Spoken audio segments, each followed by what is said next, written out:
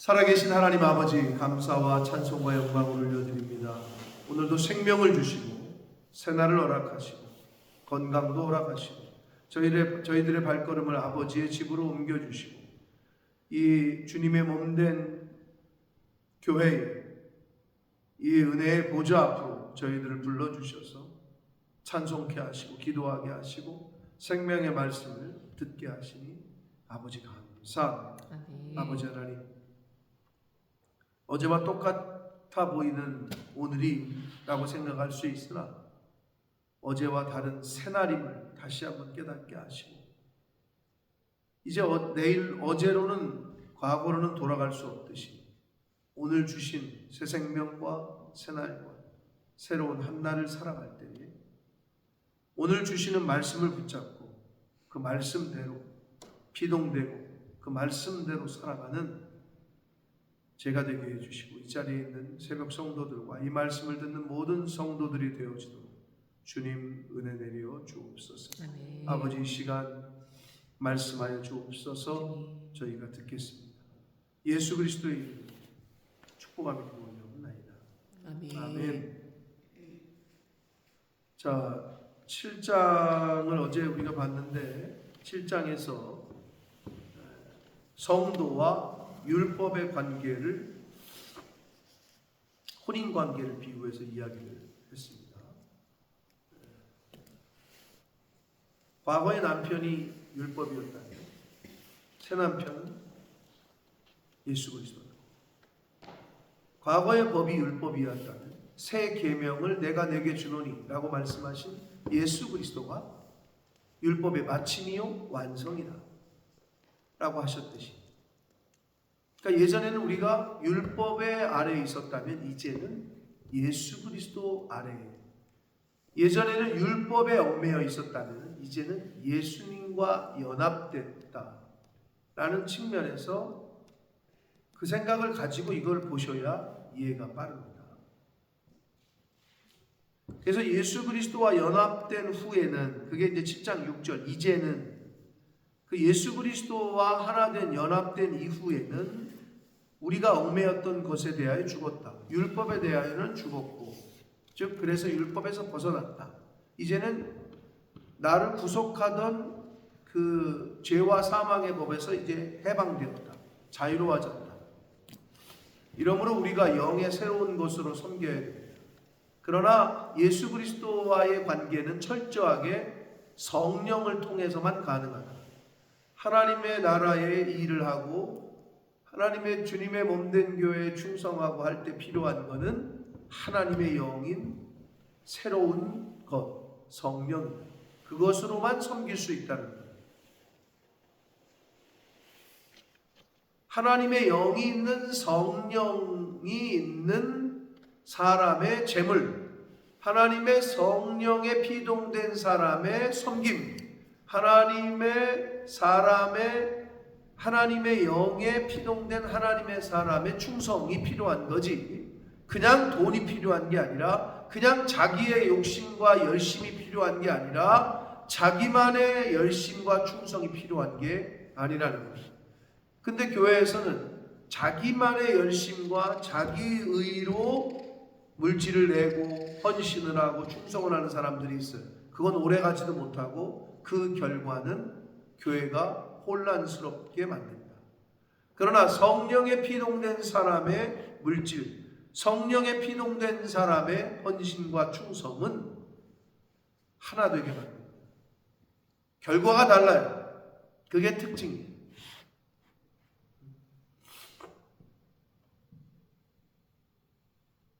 그 차이가 있다. 자, 계속해서 그것을 이어서 이제 말씀을 하는 게 오늘 단락인데 7절, 그런즉 우리가 무슨 말을 하겠느냐? 율법이 그러면 죄냐? 그럴 수 없다. 율법으로 말미암지 않고는 내가 죄를 알지 못했을 것이다. 곧 율법이 탐내지 말라, 출애굽기 20장 십계명에 대한 한 부분을 얘기하는 거예요. 하지 않았더라면 내가 탐심을 알지 못했을 것이다. 이 얘기는 무슨 얘기냐? 누가 법이라는 걸 만들어 놔가지고 내가 이거를 뭐 남의 어떤 관계성 속에서 이걸 이렇게 했더니 이게 죄다 라고 누가 법을 만들어 놔가지고 나를 죄인 되게 했고 나를 감옥에 가게 했느냐? 법이 나쁜 거네가 아니라는 거예요. 법이 나쁜 게 아니라 지가 나쁜 거지. 그럴 수 없다라는 거예요. 지금 이게 율법이 죄냐? 율법은 율법 자체는 선하다는 거예요. 하나님이 계명을 왜 줬겠어요? 우리를 위해서 주셨는데 하나님이 주신 건데. 근데 그게 나빠? 나쁘지 않죠. 선한 거죠. 죄를 짓는 인간이 나쁜 거죠. 8절 그러나 죄가 내 속에 있는 죄가 기회를 타서 계명으로 말미암아 내 속에서 온갖 탐심을 이루었다는 거예요. 이는 율법이 없으면 죄가 죽은 것이다. 율법이 없었다라면 죄가 죽었는데 이 말은 뭐냐면 법이 없었으면 어떻게 돼요? 죄를 짓는 사람이 있을까 없을까요? 즉 감옥에 가는 사람이 있어요 없어요? 법이 없는데 기준이 없는데 누구를 감옥 보낼 거예요? 어떻게 한 사람, 어디까지 한 사람을 죄 있다고 하고 어디까지 한 사람은 죄 없다고 할까요? 법이 없는데. 그쵸? 그 얘기 하는 거예요. 근데 죄가 기회를 타서 그 율법으로 계명으로 말미암아 내 안에서 온갖 것을 탐심을 이루었고 율법이 없으면 죄가 죽어 있던 거죠. 죄는. 근데 법이 생김으로 죄가 살아났다는 거예요. 즉 법이 생기니까 내 속에 있는 것들이 다 드러난 거죠. 내가 이렇게 생각했던 것도 죄구나. 내가 이렇게 행동했던 것도 죄구나. 그걸 살아났다고 표현하는 거예요. 감사하죠. 내 속에 있는 게 드러나야 고칠 거 아니에요. 병이 드러나야 고칠 거 아니에요. 그런 거랑 비슷한 거예요.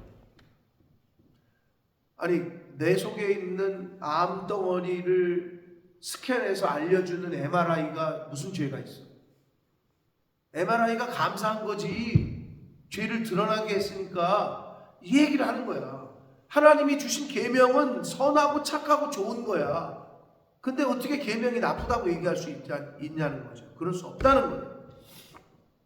9절 전에 율법을 깨닫지 못했을 때에는 내가 살았다. 계명이 이름에 죄는 사람 이해되셔요? 이 말이 지금 이해되셔야 되는데 법이 없을 때는 내가 살았어. 근데 법이 오니까 내가 행동하던 게 다 죄네. 나는 죽고 죄는 살았다 이 말이에요. 이해가 되시리라고 생각을 합니다. 법이 없을 때는 법이 없으니까 내가 하고 싶은 대로 다 살았지. 다 했지. 그런데 법이 계명이 이름에 죄는 살고 나는 죽었다 라고 얘기하고 있어요. 그러니까 그럼 계명을 왜 주셨어요? 하나님이 생명에 이르게 하고 우리를 더 복을 주시려고. 생명에 이르게 할 그 계명이 내게 대하여 도리어 사망에 이르게 하게 되는 것이 됐대요. 그 말이 뭐냐? 야, 너네 이 법대로 살아야 된다. 그런데 내 속에 있는 죄성이 법대로 살지 못하게 해. 그러니까 자꾸 법을 어게인스트 하게 되고 어겨. 그러니까 결국에는 감옥 가고 아니면 사형도 당하고. 그러니까 죽게 했다는 거야. 그러면 법이 죽게 한 거예요? 내 속에 있는 죄가 죽게 한 거예요? 이해되시죠? 내 속에 있는 죄가 나를 죽인 거죠. 계명이 즉 법이 죽게 한 건 아니라는 거예요. 11절 죄가 기회를 타서 계명으로 말미암아 나를 속이고 그것으로 나를 죽였다. 이 말이에요. 죄성이 내 속에 있는 이 죄악 정욕이 지가 정욕이 불릴 듯 일어나가지고 다른 사람을 성폭행했어. 근데 법에 성폭행하면 옛날의 법에는 죽였어. 이놈의 법을 누가 만들어 나를 죽게 하나? 이게 아니잖아요. 내 속에 있는 그 정욕이 나를 죽인 거지. 이해되시죠? 이로 보건대 12절 율법은 거룩하고 계명도 거룩하고 의로우며 선하다. 당연하죠. 13절 그런즉 선한 것이 내게 사망이 되었느냐? 그럴 수 없다. 율법이 나를 죽였냐? 그게 아니라는 거죠. 내 속에 있는 죄가 나를 죽인 거지. 오직 죄가 죄로 드러나기 위하여 선한 그것 즉 율법으로 하나님의 말씀으로 말미암아 나를 죽게 만든다.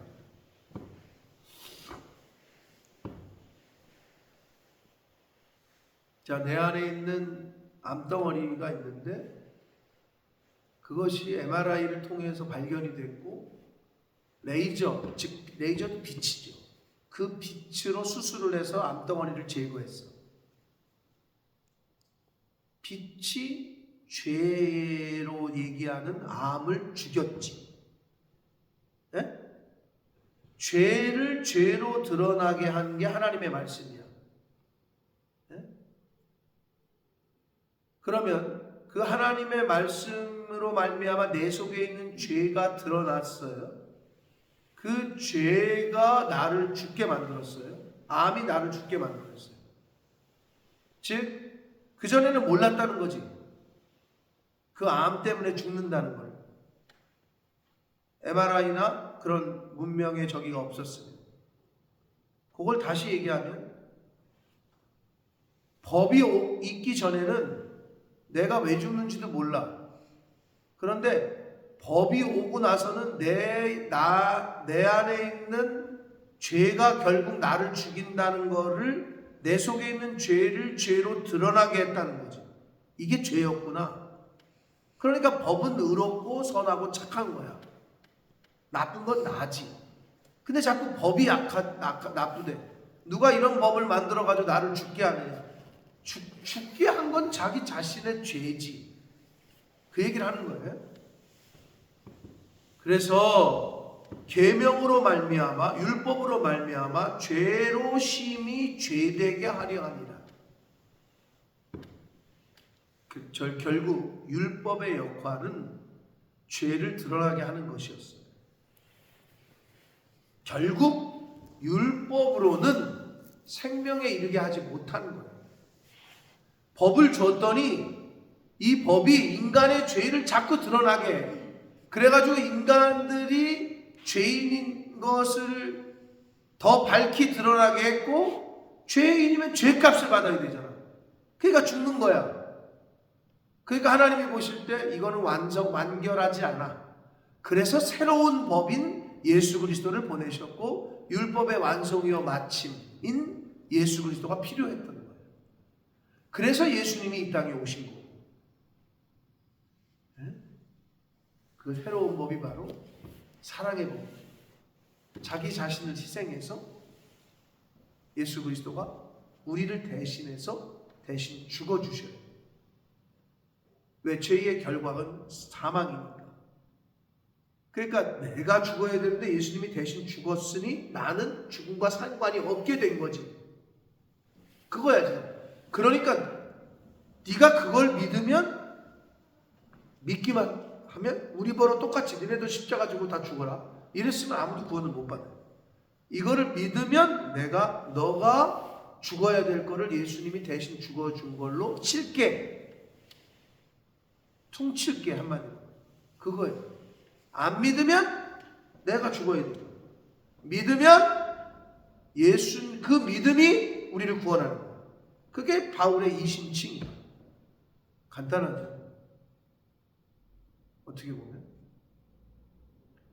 근데 이거를 이제 듣도 보지도 못했기 때문에 세상 사람들은 예수 믿는다는 게 도대체 뭔지를 잘 모르는 거예요.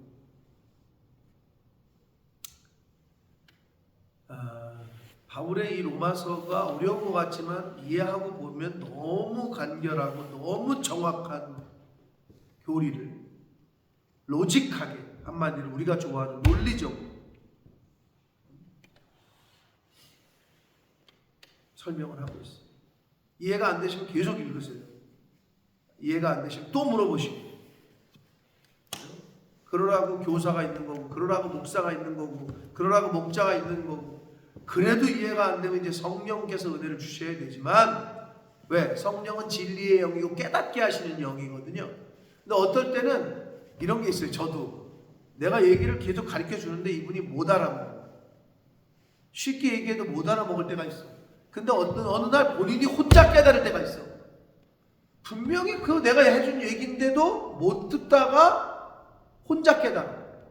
그게 이제 성령이 깨닫게 하시는 거죠. 그 타이밍, 그때 어쩔 수 없어요. 성령이 눈을 가리우면 사울이 눈이 가려졌잖아요. 예수님을 만나고 나서 눈이 비늘 같은 것이 씌웠잖아요. 그러나